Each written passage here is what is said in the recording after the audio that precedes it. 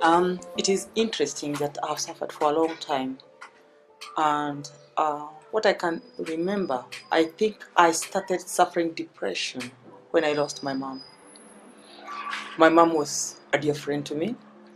I was a young teenager mother, and so being a teenager, being a mother, being single, my mom meant everything to me.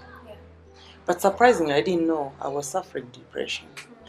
I knew something has changed a great deal, but I thought it is that moment of bereavement.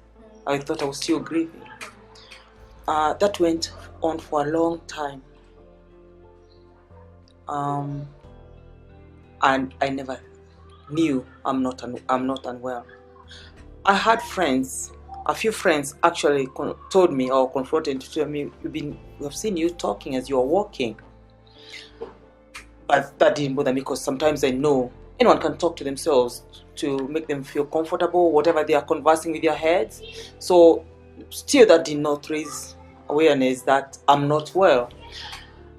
There came a time after many years when I moved from family home. I went to my own place with my children, and I had this fear that was coming to me all the time, especially at night. I could not sleep. When I say especially at night, it's because that is when I'm most alone. Because in the day, I'm at work. When I come home, I've got my children. But when I go to bed, those were the most difficult times. I could hear voices, but I could not recall the voices or what the voices were telling me. There are times I could hear like there are people outside, and those days what I could think is there are people who are coming to break the house. It became worse when I started hearing bells ringing in my head, but still I did not know it's an illness. I could not discuss with anyone because I believed it was very embarrassing to say I hear bells. And my health appeared bad. I wasn't in good shape, to be honest. Eating was a problem. I could not eat well, but I excused myself. Is the finances? I don't have enough. If I eat much, maybe I will not have enough to give the children, and that continued. But that isn't me. I never talked to anyone about it. I never told anyone I'm suffering. It's me who was suffering. I actually supported myself because no one supported me, and I tried to divert my thoughts when I feel depressed and I'm not able to do something. I could push myself to do things. So that means I could come from the place I used to work. I could go to the garden to do something, at least to keep myself busy, which was very helpful. And that continued on and on and on, and only me who knew about it. I never spoke to anyone. Between those times, I suffered high blood pressure because it was all related, as you know, sleeping pattern. If you don't have good sleeping hygiene, it's a problem. So I developed high blood pressure, and I was on medication on and off, on and off, on and off. But the good thing, or the joy of everything, is that time when I was that depressed, I could set myself to do something new or something different.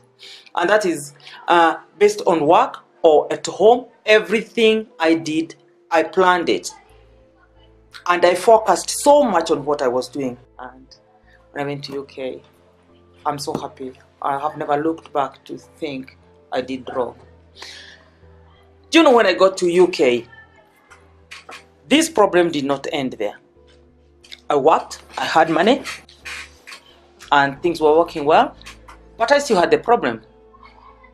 This is the time I knew something is not right, but I still did not seek help. What did I do best? I thought it is good to try to understand what happens with me. That was very strange because I don't know how it came to me. And I went to the university for 3 years. I came out with good qualifications, but that problem still persisted. So, yeah, I didn't seek help. I continued. I qualified. I went to work in the wards and I worked with patients.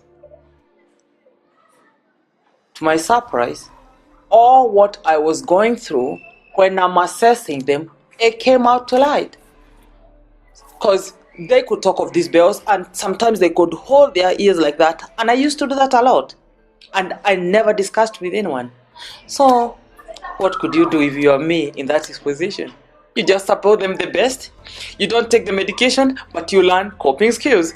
Because you don't want to be one admitted in the ward, you just want to do the best. So that is how I learned I'm not well. There's a time I went to my GP and she said, Bridget, you have taken this for too long. It is time to take antidepressants. You look awful. I know you. And understand, you are a professional in the field. You need to get well and continue with what you do every day. Don't leave it too late. It's just a few. Let me prescribe for you. I said, just wait. Just wait. We had a conversation for between 20 and 30 minutes. Our GP see you for 5 minutes and you are gone. But she so much wanted to convince me to take medication. And I felt that was not the right time. I've dealt with this over 30 years. Maybe 40 years.